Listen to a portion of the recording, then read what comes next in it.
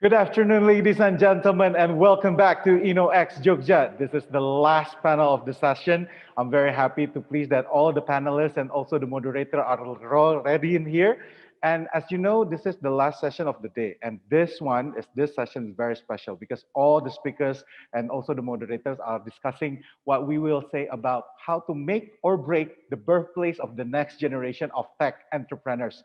It will be moderated by our beloved Agustin, our General Manager of Block 71 Indonesia, and then also Pak Ahmed Aljunied, the CTO and the co-founder of Pinhome. Also, Pak Budiman Wikasa, the head of Startup Ecosystem Indonesia at AWS, and also Ibu Dina Dellyana, Director of Business Incubator at School of Business and Management of ITB, and also Pak Imade Andi Arsana, the Head Office International Affairs of UGM Universitas Gadjah Mada. I will not hold you anymore, not too long. I will be passing the screen to Agustin. Agustin, take it away. Thank you, Iki. Jalan-jalan ke Yogyakarta, jangan lupa makan gudeg Jogja. Mari kita hitung 1, 2, 3. Selamat datang di acara innoXjogja semua. My name is Agustin, General Manager of Block 71 Indonesia and US Enterprise, and today I'll be your host. And I'm very honored today to have 4 distinguished speakers representing universities, corporates, and startup point of view to have a discussion on the birthplace of the next generation of tech entrepreneur. Without further ado, I would like to introduce the panelists. So from the Universitas of Gadjah Mada, Tuan Rumah, Dr. Imade Andi Arsana, Head of International Office of UGM. He is a lecturer and a researcher at the Department of Geodetic Engineering.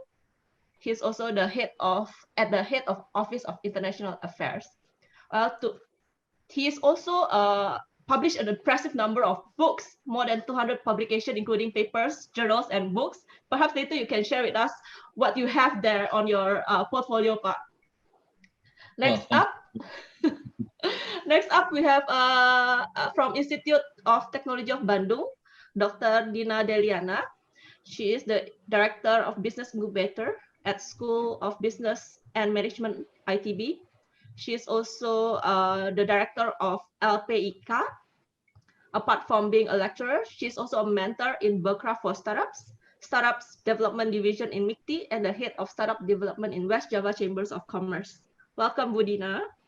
Welcome, thank you. Next up, from the corporate side, we have here with us Pak Budiman Wikasa, head of Startup Ecosystem from Amazon Web Service. Pak Budiman is well known in Indonesia startup ecosystem as he is very active in promoting entrepreneurship and technology. Together with Pak Aldi Haryo Pramoto, the current CEO of GoPay, he co-founded a startup called Rumah back in 2009, and it was rebranded as Mapan and was acquired by Gojek in 2017. Welcome, Pak Budiman. Hi. Hello. Last but not least, I have with me Ahmed Aljunied, CTO of Pinhome. He was previously a VP of Engineering and Product for Gojek and also a serial entrepreneur. He's also an NUS alumni and was part of NUS Overseas College internship program. Welcome, Ahmed. Thank you, Agustin. Hi, everyone. Really good to meet you. So before I start this panel, I would like to remind the audience about the Q&A. You may click on the pigeonhole function at the side and type in your Q&A, and we will then ask the panelists the questions at the end of the Q&A session. So perhaps I would like to give the time to all of our panelists to introduce themselves. What do they do right now, and currently what kind of book that they are reading? Maybe we can start with, okay, who is on my screen now? Ahmed. I see you on my right on the screen. Sure, yes. As you introduced, I'm CTO and co-founder at Pinhome. Pinhome is an e-commerce. It's a e-commerce for property. Yeah, so a closed loop e-commerce property platform. So you can discover and purchase property through Pinhome. And the book that I'm reading right now, it's it's a cycle. So I love to read HBR books, so Harvard Business Review books. So I cycle within across many of those books depending on my mood. So perhaps the HBR on innovation or HBR on entrepreneurship. Yeah, so I love reading those because I feel they give you some insight, but also backed up with data most of the time in those books. Wow, talking from a computer science background, yeah, all about data. Yeah. Okay, next up, maybe we can have Pak Budiman. Hi, my name is Budi. I am head of startup ecosystem for Indonesia. So basically, with AWS, maybe some of you know AWS is the leading cloud provider in the world. And my role, my day-to-day role, it's really helping startup to be successful at AWS platform. I'm not currently reading the book, but the last book that I read is the No Rules Rules by Reed Hastings and Erin Meyer. It's about Netflix and its culture. It's really recommended book for any tech enthusiast out there. Thank you. Budina? Yeah, same with Pak Budiman. Yeah, I currently not reading any book, but actually writing a book for a startup. So it's actually a promotion. Right. Wow. So yeah, because working with startups since 2015, yeah, as a mentor, as a coach, as also a director of business incubator, yeah, we understand that a startup probably overwhelmed about so many business tools, right?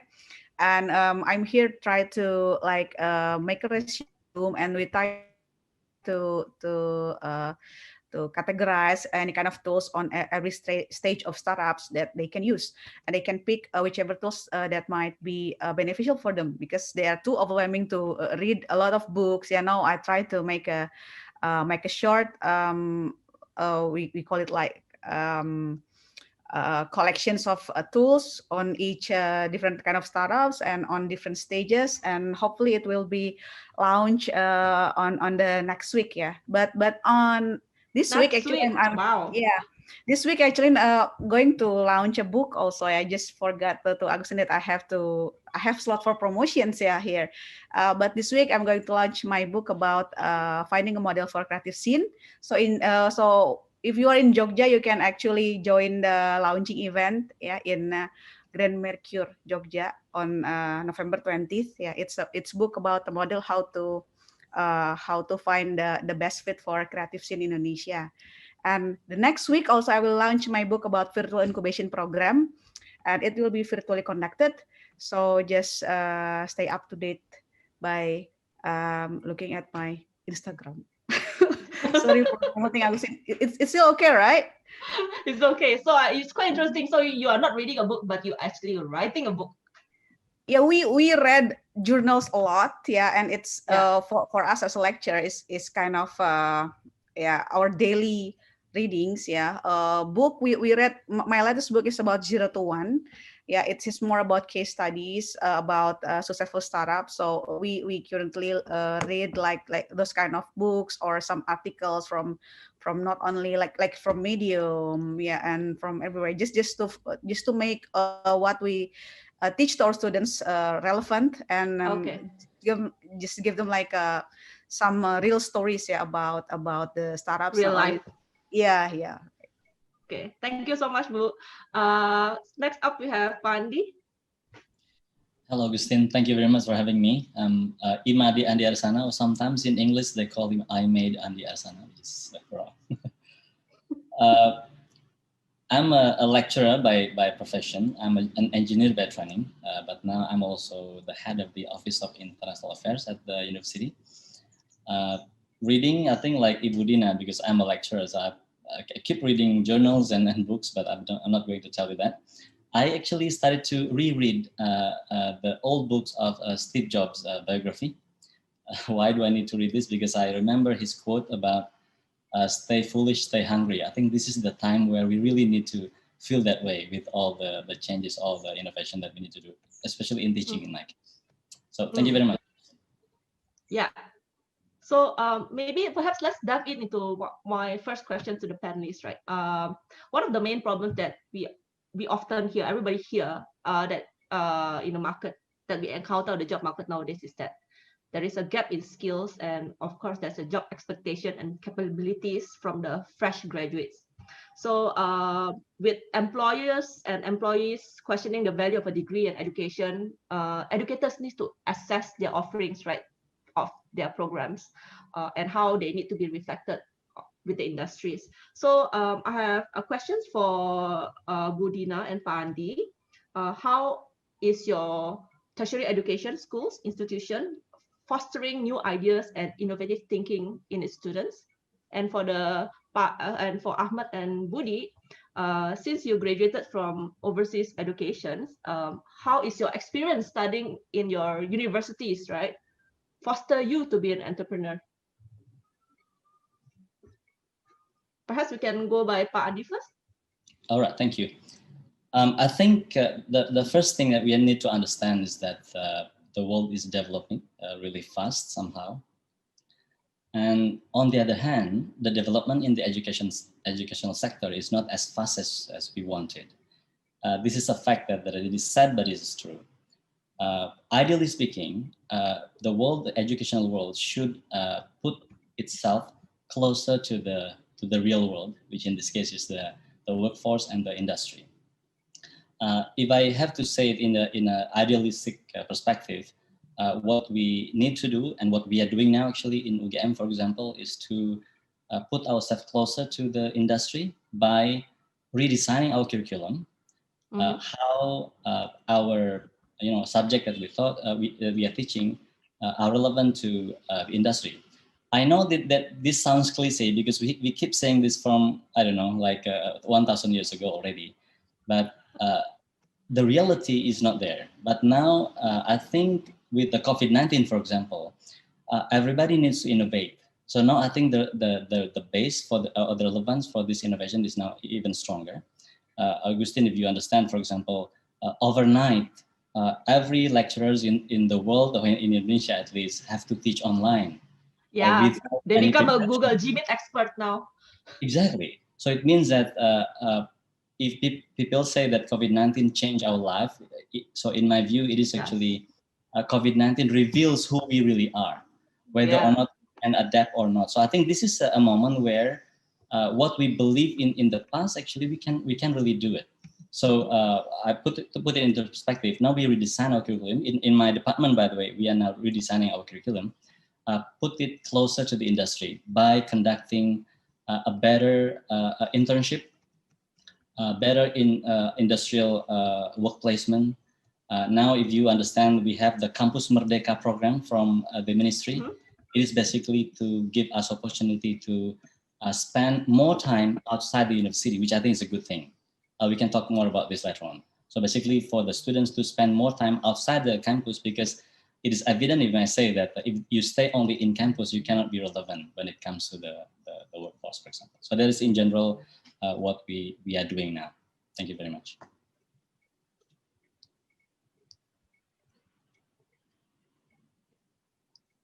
Is it good? Yeah. How about Dina? Okay. Well, actually, I'm agree with what Pak Made told before, about the Campus Merdeka. Actually, we are from. It's actually a top-down kind of approach, from our minister of our new minister, Mas Menteri, we call it Mas Menteri, that we have to design the Campus Merdeka for our school, and our incubator actually becoming a part of the model, about how to make sure students who are interested in business, particularly because Campus Merdeka has different kind of purpose, and me in the sense, kind of having responsibility to design Campus Merdeka for business point of view. And here, like Pak Made said before, the program is more into internship, and also they have to work outside the campus, but mostly working on their own startups. That's actually the curriculum that all universities are actually designing right now.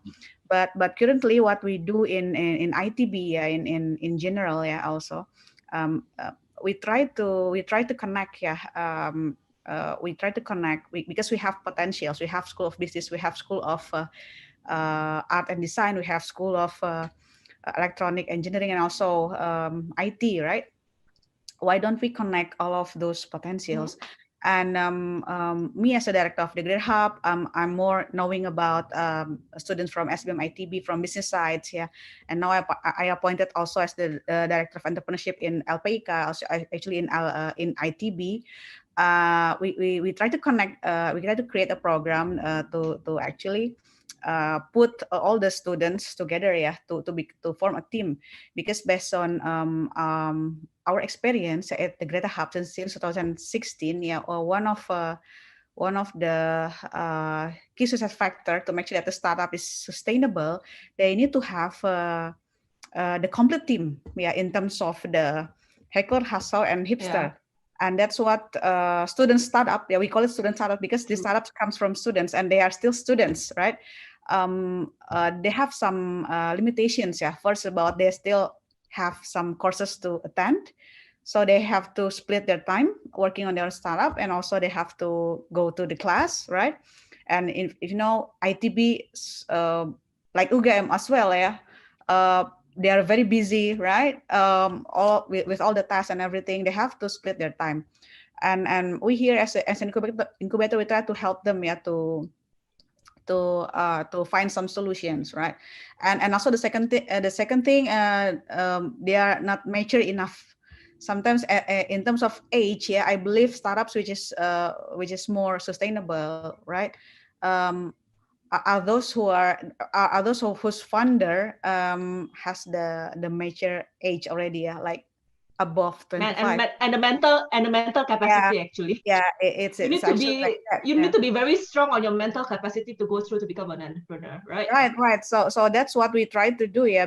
Beside everything else, beside all the technicalities, like how about the coding, how about the product and everything, yeah. But what we try to build based on our research to our graduates from the incubator, we have to build first the team, and the second thing is about their mentality. So all the technicalities we already handle with all of our curriculums, yeah, all the incubator programs and our accelerator programs, yeah, that already conducted since 2015. But now we are more focusing into how to help them since the beginning to build the right team to actually increase their mentality, kind of things, yeah, just to make sure that they are ready enough and yeah, yeah, the kind of things, yeah.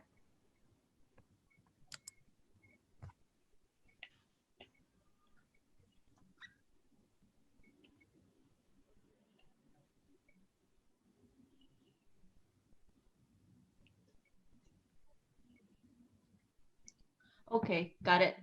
Perhaps I would like to move on to Pak Budiman sama Ahmed, ya. So Pak Budiman, I understand that you graduated from in US, right? You stayed in US throughout your life before you came back to Indonesia. What is your experience studying overseas, and that can nurture you to become an entrepreneur? Because I know you are an entrepreneur before you are at AWS, right? How does that impact you? What do they do right? Oh, I think it's a very how do I answer this? Let me put it this way. I don't want to say I'm an entrepreneur. I'm an accidental entrepreneur, right? So I'm not designed purposely. When I graduate, I want to be entrepreneur, right? So happened to when I moved back to Indonesia and there is opportunity, there is something, then I become entrepreneur. But to answer your question, really, I do think something that helped me a lot. It's about how do we structure unstructured things, right? So how do you problem solving? My background is engineer. My undergraduate is engineer, even though I have a master in business, but I'm engineer at heart, right? So one thing that really helped me to become entrepreneur is really define the problem, as well as able to structure this undefined problem and solve it, right? So I think that is the mental model that I see really helped me even until today, right? And this skill was nurtured through my professional life. I was in consulting before, the same skill, it's the same transferable skill that you get from systematic thinking, problem solving, all of that through the entrepreneur. So I do think that is my takeaway, that really built from the education to where I am today. So that's probably from my side.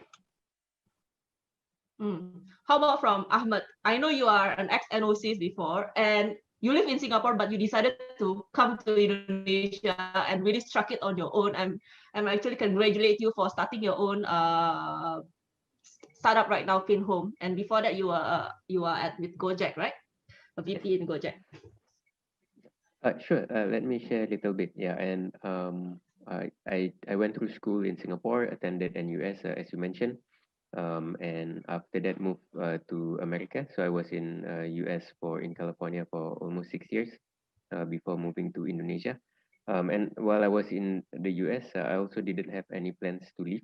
But next thing you know, I'm in Jakarta. But just to take a step back,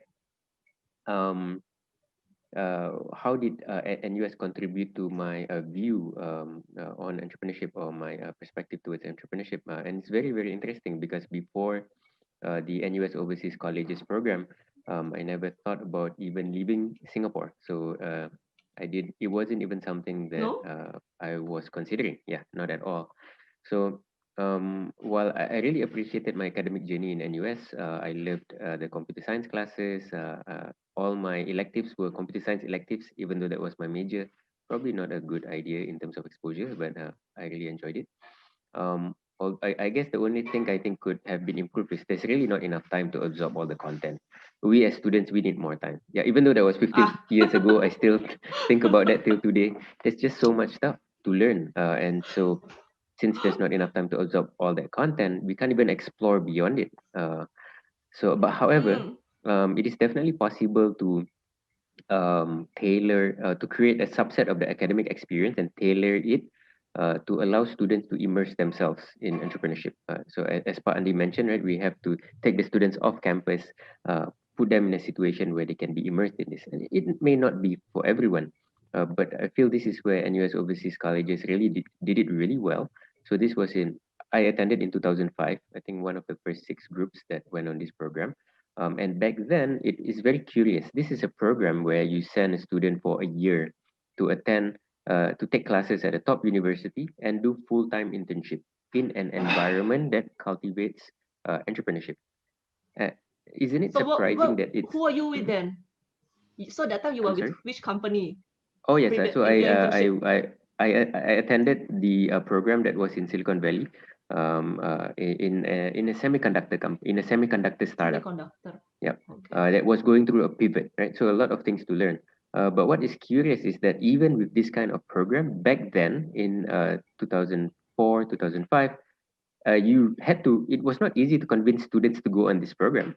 So a lot of my friends were actually, a lot of my friends, hard to convince. Exactly. So which was very surprising to me as well. To my friends, I will pack my bag and go. This could affect their GPA, right? They were more concerned about their GPA and potentially extending their university, right? Their university stay, that they would not consider a program like this. But I'm sure it has changed, nowadays. But this was where you get to attend full-time internship, so you immerse yourself in a startup that's facing real challenges. You have real contributions to the startup. You are observing entrepreneurs in action. You see their highs, you see their lows, and then at the same time, you're taking classes, entrepreneurship classes, but really classes where you do case studies, so you are exposed to different situations, different challenges, and also building a business plan. So I feel this combination was really, really wonderful. Yeah. So this immersion and then theoretical knowledge as well really opened my eyes up to entrepreneurship.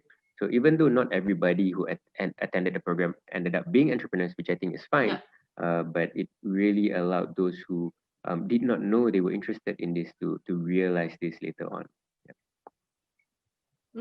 That's an interesting insight. I mean, I'm just wondering everyone's here went through university before, university life, and how, when they first started, they cannot imagine what were they doing at the end of after they graduate and all that, right? So I wanted to ask, what is your memory back then when everyone started their university days, and what is the experience you guys have that leads you to where you are right now? And what do you think can be changed from that system? Since we are talking about the future of entrepreneurs in the tertiary education. Yeah. Andi? I entered UGM in 1996. I'm quite old. Oops. I remember back then when It's okay, Pak. when we entered the university life. At that time, I didn't really feel that it was bad or good. But what I felt at the time was it was a proud moment for me. You know, being someone from Bali and then accepted in a highly reputable university like UGM. It was, of course, something that you really are grateful of. But now, if I look back from now, I think it was really the gap between the educational world and also the real world that I just mentioned about the word was quite wide, the gap. So, for example, because I'm an engineer, right? So how the tools or the equipment that we use for the practical session or practicum at the time was actually quite outdated compared to those that they use in the industry.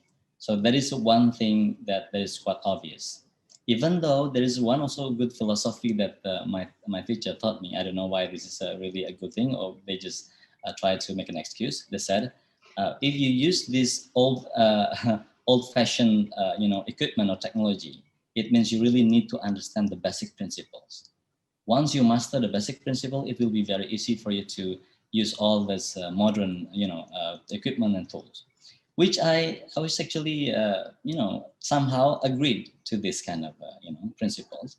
But now I think if we can do that, we have to change this. So you can still basically teach the basic principles of technology or principles of engineering to the students. At the same time, you introduce to them also a modern technology and modern tools. So this is something that I think we need to change. And how to do that? Because universities, sometimes they don't really have a lot of money. Collaboration between university and industry, I think, is the key here. Because I believe that they really have actually budget, or they have the program, right, to deploy equipments and tools and technology to the university, because that is part of their investment. That's how I understand that. So I think that is my memory about the gap between the campus and the industry. But then I went to Australia for my master and PhD, so it was a different story. The campus over there is a bit, in my opinion, a lot closer to the industry. That's what especially because it was only recently, 2005, well, recent for me, 2005, and also the independence, the way they really gave us, basically power. So this is your education, this is not my education. That is basically the principle that the teacher would do. So because this is your education, you are the one who really seek for whatever you want to master in. It is not me feeding you. This is actually something that I really... It's a Western education, yeah. More Correct. like how they do it, right? It's a project based. This is your responsibility. You run with it, right? Yes. But I do echo what you say earlier, right? When you are back then, you have to use all these old school machine before you learn the technology. I myself was a programmer when I was studying in Polytechnic. So I studied programming, and we were using assembly language. I mean, I think Ahmed know what is assembly language, right? So it's like you have to code using 101010, literally 10. So back then I didn't understand what was that, right? I applied for a biomedical engineering diploma, but I'm studying computer and I'm studying all these binary numbers. But after that, then they teach you about C++ and Java programming and all the programming language. Then I understand what does it do, right? But if not, you wouldn't understand, why am I doing all these things? It's so questioning myself, right? I don't understand. But after that, when you get introduced to the technology, and right now, I mean, programming language is like a second or third language for the youngsters, right? They have to learn that language now. It's like learning Chinese or learning French. Is something like that. It's for your future. Yeah. If I can, do you agree? Maybe 30 seconds. Yeah. This is actually the challenge. Me as a lecturer now, I think my first task is actually to build an umbrella for them. Exactly like what you said, Agustin. Sometimes you are given a subject or lesson without good understanding of the context of it. Yeah. Now I think this is my task as a teacher. We really need to give the context for them first, and then give them all the details so they understand why they study this. They have So to learn that. It is not about how, but about why. I think that's okay. Interesting. Pak Budiman, what is your experience back then? Like, back then when you start university, you don't understand this. Then after that, now, oh, okay, now I get it. Now I get it. I'm feel embarrassed because now people know how long ago since I graduated from university. We won't tell everybody. It's okay.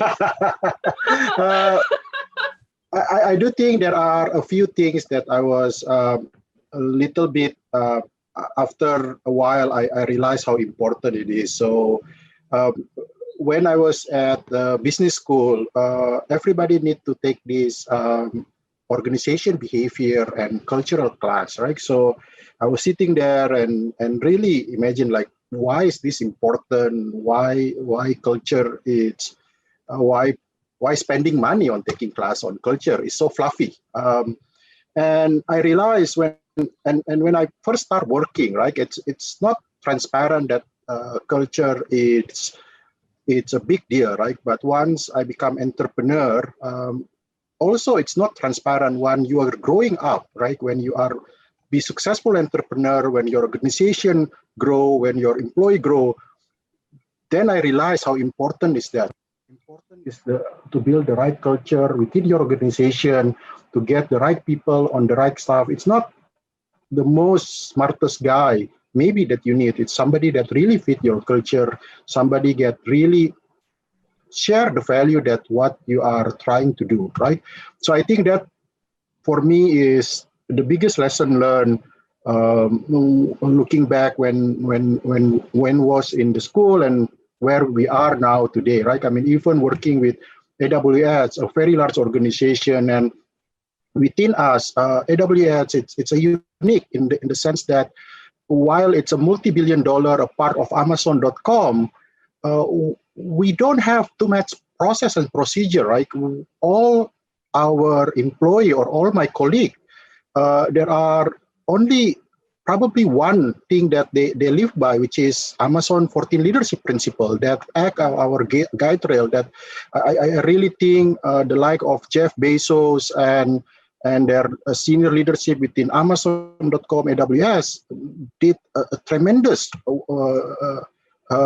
work and invested tremendous time on making sure the culture remain the same, whether you are in Indonesia office or in Seattle office. And when you're looking at the successful company, right, whether that Apple, Facebook, Netflix, the one that I just read, the culture is very distinct, right? It's not about how smart is engineer, how much is their marketing spend, is how they put the culture, how this leadership put a culture, and everybody will align with that. So I think that's something that for me it's a key takeaway. That's quite interesting though. Yeah, it's the culture, right?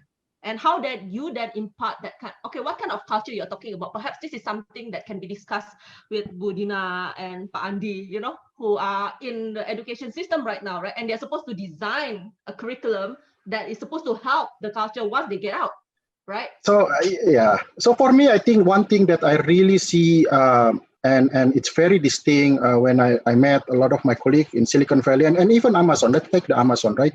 One part of that and if you read Jeff Bezos letter to the shareholder, right? He is a very long-term focus, right? He doesn't mind to be misunderstood in the short term. That means he has a very high tolerance of failure.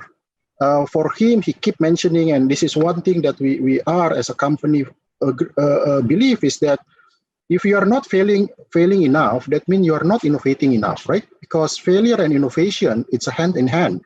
You cannot get one versus the other. If you are not failing, meaning you are not push the envelope hard enough. You are not in the edge of innovation. It's okay to be misunderstood, right? How long the like of PayPal or the like of even Amazon.com or a public cloud be on the market before really picking up the steam, right? How long the like of Uber, Grab, or Gojek, and when they first start introducing their wallet, nobody using it. But now nobody living without e-wallet now. Everybody will have saldo in their e-wallet, right? You can So leave your I wallet think at home, but not your phone. Exactly. I think that something like that is what I'm saying is you need to be able to tolerate the failure, right? You cannot get the innovation without the failure. Okay, but this is interesting, something for me to ask Dina. How in university you cannot fail. You fail means you repeat the whole year, you pay the whole semester. Aduh, orang tua marah-marah. Ayah, gimana nih? You cannot get the red marks, you know, kebakaran, right? We always say the raportnya nggak boleh kebakaran, cannot be on fire, your report card. So how would you then, you know, impart that in the curriculum? If what AWS was saying, high tolerance of failure, you should fail. Yeah. Yeah, that's actually what we experience every day about the students' performance. Also the grades. Because that's what matter for students. The most matter things is about the grades. But here like what we tried in SBM ITB, actually we quite lucky that we can design different curriculum in ITB.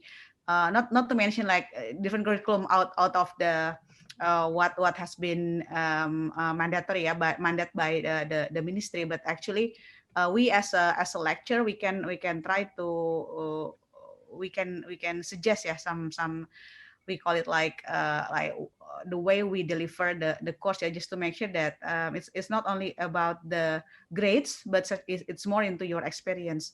So for for example, in some of my courses, like for one semester we're not actually inside the classroom. So for the whole semester, what we do, we put students to different kind of startups. They on the first week they have to experience the startup, second week they have to experience the startup before they are actually learning about business tools, just to make sure that okay, next you are going to learn this, but before that you have to experience first, okay, and you have to find what is your interest in terms of startup industry. So this kind of methodology, the name of the course still same, the learning outcome still the same, but what we try to innovate is actually how we deliver the material. And this is one of the innovation that we try to conduct, and we learn so much from, if you know, medical faculty. You know, before you take the doctor degree, the medical doctor degree, you have 1 year to do a koas. What koas in English actually? Anyone help? You learn about like internship. You learn about each department in anesthesia, and then anesthesiology, and then for instance like as an internist, as an surgery, and etc., just to make sure that what kind of department that you are into you, right? So we try to use this model on our third semester. Okay. In science thinking course. So they have to experience different kind of startup in different industry, stay for like 1 week. They have to join their meeting, they have to join their daily scrum kind of thing, so they understand, oh, this is what startups do every day. Like some of them are coding, some of them they do designing, some of them like selling the product, and etc. And then after they get some overview, and then after they are, okay, I'm more interested into, for instance, like agriculture, agritech, or I'm more into edutech, or I'm more into else and else. And then they start to create the ideas on the next semester. So by giving understanding, we got a good feedback from the students. So we just start this model like last year, 2019, and we got some feedback that the students get more clear visions on how they can start to build the startups. This is really unique because we have entrepreneurship study program. So it's quite different. Study program. It's for bachelor degree. So Okay. output of this program, at least 80% of the students need to be an entrepreneur and they have to register a startup. So that's why our curriculum is quite more practical compared to other study program in SBM ITB. So we have a study program in management, we have study program in international business, we have study program in entrepreneurship. So for entrepreneurship, so we try to put practice more than theoretical. So by this, grade is more into their progress, not into their kind of theoretical things like task or essay or anything. How about Ahmed? So I want to ask a question. Since you are in a startup right now and you are a startup founder, what do you want to see in these students? Like what kind of education that the university can give so that you can hire them, right? At the end of the day, right? Yes. I can ask for anything. What do you want? Interns for them? Are you looking out for interns? Yeah. So definitely, I think there are things that can be improved in any education system, but I also believe that there's a lot of benefit in what is being taught right now. So I think there's a lot of emphasis to want to have practical experience for the students. But I believe that the theory is extremely important as well. And I think the challenge is how we translate that theory to practice. So I think it's too easy to disconnect the theory to practice, especially in computer science. So you find a lot of graduates saying that, oh, I spent 4 years learning and I didn't apply what I learned. But actually, if you work, let's say if you graduated in computer science and you become a software engineer, eventually you will start working on problems or systems and you realize, hey, so then you make the connection with what you learned in school. And I believe that this connection can be made much sooner. And so and we start appreciating it only later on. So this is also why when students ask me if they should do a master's immediately after school, I tend to tell them, spend a few years working first, or more than a few years working first. And then when you do your master's, you have kind of a framework where to place all this theoretical knowledge, and you start to appreciate it more. And also I realized that we are all focused on tech entrepreneurship, but actually, there are many other enterprises and industries that need serving as well, and they don't necessarily use the same technologies. So Such as? I'm pretty sure it's, if you there's still some industries, maybe banking, is trying hard, right, to get up to speed, especially since they are also competing with fintech companies now. And then you have maybe larger telecommunication companies that rely on a certain set of technology. You also have some industries that have some restrictions on what kind of technologies they can use, or, for example, there are some regulations that require their systems to be on premise. Right? That requires a different set of understanding as well. So we're not just solving tech entrepreneurship challenges. So I'm sure it's a struggle also for universities to serve all these customers. But definitely we can, universities definitely can get up to speed more, definitely in terms of the technologies that are used. Also introduce or teach these technologies in a more friendly way. For example, there are some universities that introduce, for example, programming or computer science using programming languages that are not very accessible, perhaps. Yeah. So if we look into the specifics, definitely I think there are things that we can improve. Yeah. Great. Perhaps for now, I shall take a peek at the pigeonhole because I see some questions coming in. Thanks for those people that is submitting the question through pigeonhole. Okay, the first question: can entrepreneurship be taught? If you had to go back to school, what kind of course would you want to take or need to take? Okay, Pak Adi. Muter ya nanti ya. I believe the answer is yes. Yes. So basically what happens is that whatever we think about, it's all about pattern. Now, let's say, think about artificial intelligence, for example. how can a machine or a computer can do random things if we see it from our perspective? Because the act of human is probably random somehow, but artificial intelligence can then create a pattern out of that by collecting a lot of data. So this is how I take this, meaning that even though you see something as a random thing, like to be an entrepreneur, whatever, but actually, if you really pay attention to it and collect a lot of data and in a positive way manipulate that, you'll be able to create a pattern, and then this pattern can be taught.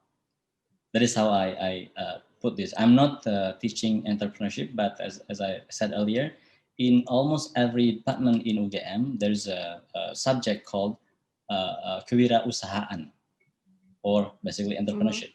Of course, it depends on the subject. Entrepreneurship taught in medical school, for example, of course, it is different from the entrepreneurship taught in engineering or in philosophy, for example. But still, as I said earlier, we can teach a student how to be an entrepreneur. The thing is now, that's the theory. But most of the time, or sometimes at least, it is not always easy for lecturer to teach entrepreneurship while they are not entrepreneur themselves. Because you have to teach how to be nyali. Harus ada nyali itu buat jadi entrepreneur, right? So you need to have that grit and gut. Correct. So I agree with Ibu Dina, for example. We really have to redesign it. I think that is very interesting that you do, Ibu Dina, about how to basically clone the model in the medical school education into entrepreneurship by doing this internship or co-as that you mentioned. I think this is something really, really creative. So this is what we need. If you want to design an education for entrepreneurship, you really have to be an entrepreneur yourself first in designing this curriculum. I think that's probably my take. Maybe that's the next career for Pak Budi and Ahmed. Next time you become a lecturer for entrepreneurship. Yeah. So Pak Budi, what's your answer, Pak? Would you want to take, if you want to go back to school, what would you want to take? Let me be very clear, right? So I do think that entrepreneur, there are two things, right? Entrepreneur, for me, entrepreneur skill can be taught. Entrepreneur spirit cannot be taught, right? It's something you have to have. So I'm taking the example, and if you're looking at the research around the world, and one commonality of all the successful entrepreneur is what, right? They usually come from very well-off family, right? Or they are coming from very, very bottom of the line, right? And this is, a lot of this you can see from Malcolm Gladwell book or anything, right?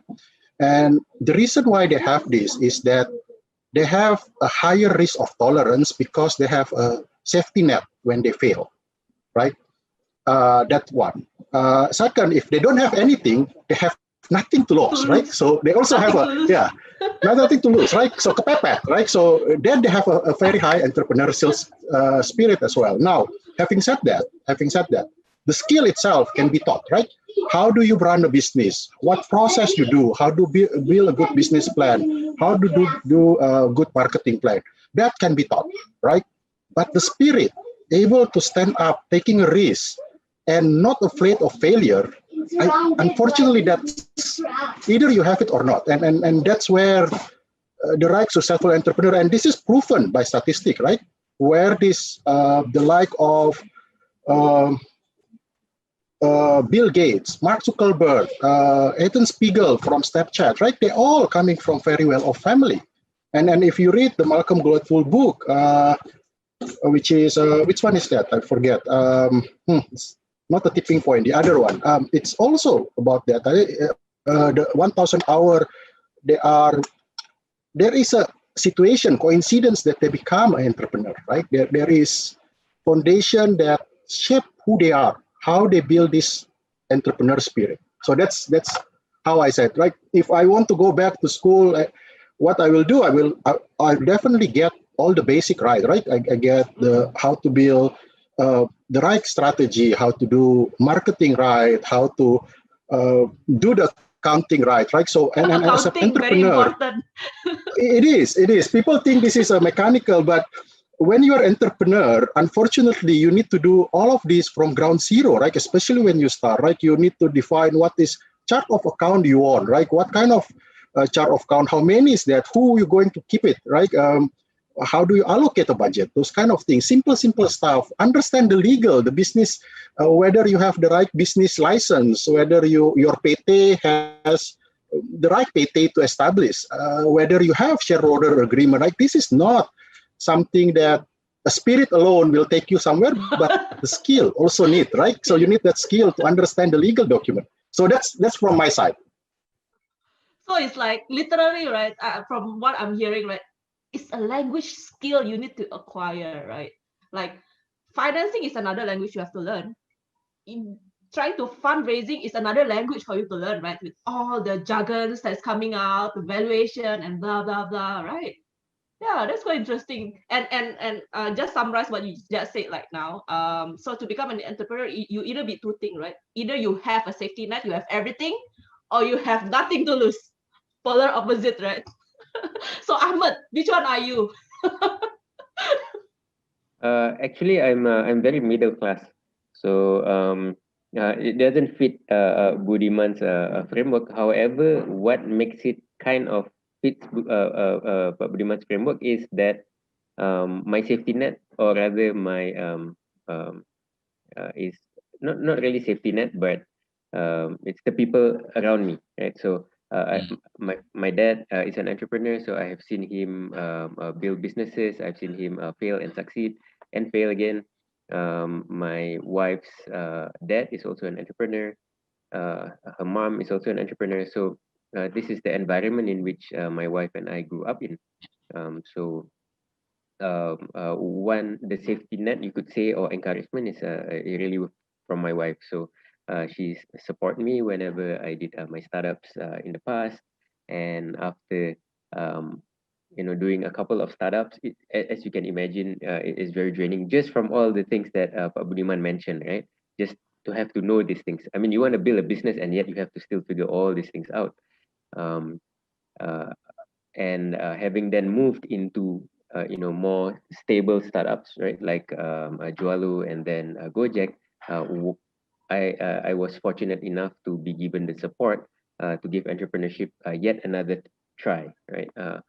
Even though I'm getting a lot more white hair, but that's the support, right, that I receive from my family, that I believe allows me to feel like I have a safety net. Yeah, that allows me to do this.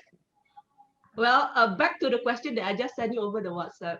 Are you related to the Aljunied family? There's a question coming up from the pigeonhole talking about family, yeah, safety net, yeah. Right. So yes, it is the Aljunied family. Yes, You there's are? Aljunied MRT station and Aljunied GRC, which is a region in Singapore. Yeah, unfortunately, no. Oh no. I thought you No. were I about mean, to say yes. unfortunately, there's no a commission whenever somebody goes through the Aljunied MRT station. But yeah. Does that include to your pension fund for the future? Yeah. Unfortunately, does not. Yeah. Okay. Oh, but you did not answer my questions. If you were to go back to school, what would you want to take? Oh, I feel like it's very difficult to learn a lot of these things in school because there's no context. So it's just in 1 year, out another year. I feel you really have to be in the environment, or you need to be working on something, and then learning all these things. But what we can definitely learn is fundamentals. Yeah. So as Pak Budiman mentioned, fundamentals. At least for me as an engineer, fundamentals in computer science. As I learned, but maybe with a better connection to the practical aspect. Maybe also fundamental concepts in business. Things that are not too difficult. Like I was just having a chat with my daughter today, where she told me that she wanted to earn some money and she wanted to set up a lemonade stand, right? And Wow. she just thinks about the profits, right? About the money that she can make.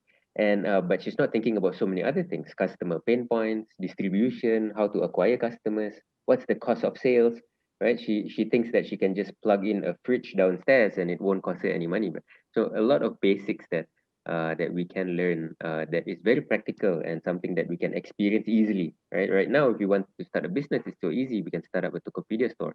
If we wanted to create an application, amazing tools. We have AWS, right, the pioneer standard for cloud services with generous free tier limits, so we can get exposure to important aspects of building products early on, even in school. Yeah. Interesting fact. When you just mentioning that, it reminds me of my niece, Angel. So she is in Singapore, is what, Sec 1 or Sec 2, and one of her projects, right, is literally making an Oreo cake and open a store in Tokopedia and writing a business proposal. And I was looking at her, you are 14 and your school is asking you to do a business proposal and selling a cake online. Yeah, I have a shop now in Tokopedia, and she did it all by herself. Okay, like with her classmate and all that. Yeah. But I'm like, wow, the education right now, they are really, really something on a different level. And she's being taught how to make a public speaking by the book of TEDx. So they have a curriculum on TEDx. They come up with a curriculum for secondary schools, and she have to learn that and learn from people what is the best way to pitch, right? I'm like, okay, that was so cool. Okay, maybe to the last one, Dina, would you like to answer my questions? Yeah, well, actually, from academic point of view, yeah, it's actually always becoming a very sexy questions, yeah. How can we teach entrepreneurship in the university, right? And what I always say to my either master or bachelor students, you need to be different to other street entrepreneurs. We call it street entrepreneurs, yeah. And what you learn from street entrepreneurs are only their success stories, yeah. You never know. How about the last 20 years of their life, the last 5 years of their lives, yeah? How if you can actually just learn about all of those mistakes in only 1 year by took this master degree, or by took this 2 semesters of entrepreneurships, yeah? By learning some tools which can make which can change your perspective of thinking. So actually the weaknesses of street entrepreneurs are they mostly think scatteredly, like randomly, like things randomly, and they just, okay, why don't we start doing this, start doing that, without thinking like risk, or we can do something better if we do this and that, yeah. So by starting an entrepreneurship in school or in university, you can start learning some tools which can avoid you from any failures, at least lowering the risk, at least. So you can make all the 20 years of mistake is only 1 year of mistakes, for instance, like that. So by giving them like some tools, some case studies, yeah, from these entrepreneurs, and tools which are used by those successful entrepreneurs, yeah, and help them to use that, yeah, correctly, like that, and guide them along the way, yeah. Just to remind you. Also, the second weaknesses of entrepreneur are they are moody sometimes, yeah. And you face like failures every day, right? It's like today, That's okay, I find this idea. So your spirit is like 100%, and then you go to the market, you test the idea, and then only 2% from 20% who said they are fine with the idea, right? And then the spirit become lower again. We experience this like every day in the incubator and also in our study program, yeah. So we think that the second thing that we can help them to is actually to maintain their mood, to make sure that they're making progress, to give the encouragement, yeah, and just to make sure that, okay, how about today, how about next week, it's okay, you can learn something, right? So this kind of thing probably, yeah, you cannot find it anywhere, yeah. Although there are many programs outside there, yeah, like incubation program conducted by private incubators or some ministry program, yeah. I'm not mentioning anything, but every ministry, if you know Indonesia, they have incubation program, right? So the one thing that we are very proud of from university, that we are the only entity that will last forever. Like ministry, the minister will change, right? The program will change, yeah. All the private institutions, yeah, sometimes they will strive, sometimes they will no longer here in Indonesia. The program will not be there, but we will be here for you, right? Oh. hopefully So everyone can. sweet. We'll still be here for you. We will also be here, like Pak Andi will be here. Yeah, we probably now I'm becoming the director of Incubator for the next 5 years. At least I have some regenerations. Yeah, but the program will be here as well. So we design the curriculum. The curriculum probably will be improved, but it will be still there, right? And like for like big universities like ITB, like UGM, yeah, we hear since what, Pak? For ITB since 1920, right? Yeah. Still forever. Even the lecturers are there forever. Sampai sekarang we're still there. For the rest of our life, right? So we are also progressing. Not only the startup progressing, we are also progressing. So thank God that we've given some freedom and opportunities to learn more compared to our seniors, and we learn much from you guys, so we can improve the curriculum. So that's what we can promise. We always be here. The curriculum will be improved, and you can always learn, and we will be progressing as well, following that your progress. Okay, so I got one last question for all the panelists here. Since we're talking about lecturers in universities and all that, I wanted to ask, right, from your memories, right, your memories of your teachers back then when you were studying, what is the best advice they gave to you? And until today, you still believe in them, and which teacher are giving the best impact in your life? This is a shout out for your past lecturer, professor, or even teacher. You know, this is the platform for you to say thank you to them. Go ahead, Andi.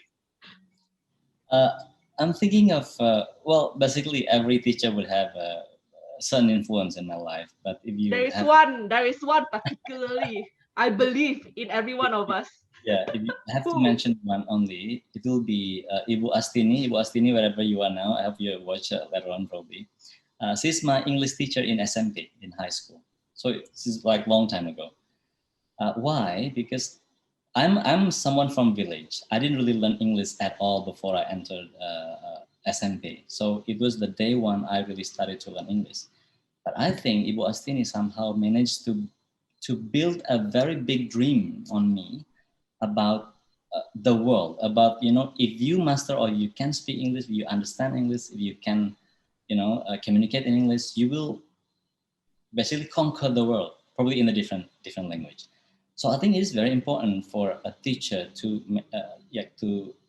really help the students to build their imagination or to unlock their mind, basically. So it is not about what skill you teach them, but it's about also building the mindset to basically to liberate their imagination and their mind. I think that is one thing that I always want to do. I'm not claiming that I'm successful as yet, but I think the most important thing is to unlock their mind about everything, about being open-minded. So Ibu Astini is the one for me. Thank you. Thank you. That's so sweet. Pak Budiman? I honestly forget the name of the teacher, right? So I think it's in my graduate school, and the advice that was given to me is that when you graduate from institution, especially some institution that prestigious, you feel pressure to do what your peer to do, right? And what the advice was given by this particular professor is that avoid herd mentality, right? Avoid herd mentality, because everybody has their different path. So, and I remember during my time graduate, again, long time ago, right? The most favorite job is either go to iBanking, investment banking, or going to work for consulting, right?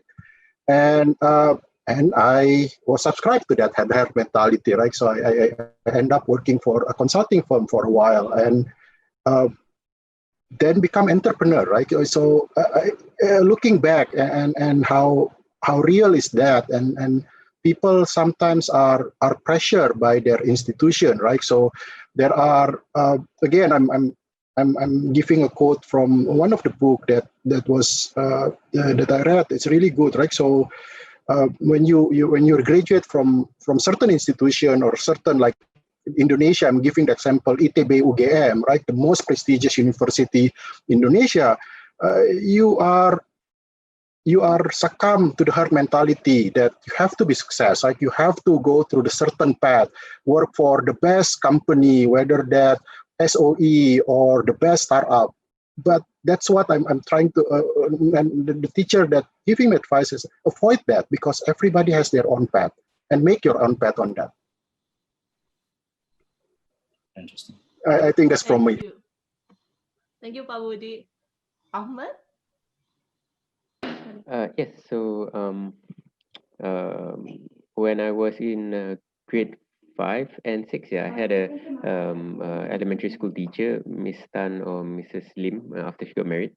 Who I remember because she was very kind. So she took an interest in my growth and was very encouraging. And just supported me to do well. In Singapore, we have a very important exam called the PSLE when you're in grade 6 that basically almost determines your future, which should be a problem in itself. But yes, I remember her for that, not for any specific advice or feedback. But more recently, perhaps when I was doing my graduate studies in Stanford, Professor David Chariton, not so much advice, but just observing him, because he would push for ideas or in computer science that was in tangent to what most of the other professors were supporting. So he was very courageous in that regard, and I really admired that about him. So that's from me. Thank you, Ahmed. Okay, I'm gonna give Dina the last questions here. Who is actually my professor? Yeah, my professor actually once I always adore him, because of his sincerity, because he always reminds me that because he thought probably I'm quite unique, as a PhD student at that moment, like 5 years before, and he just told me that, okay, just do whatever makes you happy, and the result will come, sincerely come from you. So that's why I always do something which make me happy, although it need to change. Like for instance, how I teach, change the structure of the organization. Sometimes I probably have a really, we call it a good discussions with my dean or with my boss, like vice rector kind of things, But I just want to make things right, and I believe that I do it not only for me, but actually for my students, Just do something right, something right, which is not only right only for the user, but also right for you, And you will do whatever it is, like sincerely, from your heart. So that's actually the basic things that I learned from my professors, And the second thing is about it's okay to be different, but make sure that be consistently different. So the consistently different is for me, consistent is hard, Different is easy, right? But you need to find who are you, right? And who do you want to be, like for the rest of your life. So that's actually a very simple philosophy things, but it's actually helped me shape everything, in what I do, how about my work, and how I do maintain the networking, how I do things actually, And that's the thing, be consistently different, So the first is about do something that makes you happy, and second thing is about be consistently different. Okay, thank you so much, Dina. So with that, with the tributes from everyone to their past teachers and the one that's giving impact in their life, I would like to close these sessions on time. And I really like to thank all the panelists for taking their time today to have this panel session, a very interesting session today. Thank you so much, Pak, semuanya. Pleasure. Thank you so much. Thank you, bye. For the closing, perhaps I'm just gonna say my last pantun as usual, my trademarks. Jalan-jalan ke taman mini, singgah sebentar membeli ciki. Acara kita sampai di sini. Besok kita sambung lagi. Terima kasih semuanya. Thank you. Bye-bye. Thank you. All right, thank you very much, Agustin, and all the panelists. It's a very great session, even for me, right? Even if I remember, my teacher will say that I remember that there's one of my professor. He told me that you don't need to have a great succeed career, but the one that most important that must to be a great person. So that it will be one thing that I always brought into me right now. And I'm very happy to hear from all the panelists about this. Okay, so ladies and gentlemen, we reached to the end of the session of the panel, or the third panel of the day, and it's actually our last panel for innoXjogja for this day 2. So tomorrow it will be the day 3, and we will start also in very early morning. So don't forget tomorrow you check it out from all of our partner stage, and of course tomorrow we will have another 3 of our panels. And tomorrow we will have for the main stage of the first one, it will be with Michael Blakey, Iron Chong, and Sider Jadaf, and also Alwi Laherfian, with the panel session with it calls what will it take to build Southeast Asia deep tech community. And we continue also the planting seeds for local and regional farming system. It will be moderated by Widya Sukarta, and also the panel it will be Aryo Wirawan, Wilda Ramadona, and also Daryl Lim. And tomorrow the last panel session it will be the Royal Rumble Jogja versus Jakarta versus Bandung, moderated by myself, and also there will a panel by Saga Inkra Negara, MD Hadi, Safi Otman, and also Arif Tirta. So guys, don't forget to attend back to the innoXjogja for the day 3. And of course, thank you very much for all the panel for the great session of today. For now, I will remember again to all the participants of innoXjogja, please to check out the innoXjogja platform. You can check the virtual booth, have a networking with all the participants like startups, incubator, VCs, and corporates. And also, don't forget, you can check all the session that already happened in these 2 days, yesterday and today, in the recording session of the panels. Okay, and also don't forget, I will remember you to don't forget to follow our Instagram at innoXjogja for all information about the event. So right now, ladies and gentlemen, I'm Iki, and I'll see you again tomorrow in the same platform. Tomorrow we'll have another great session, and stay safe and stay healthy. Goodbye.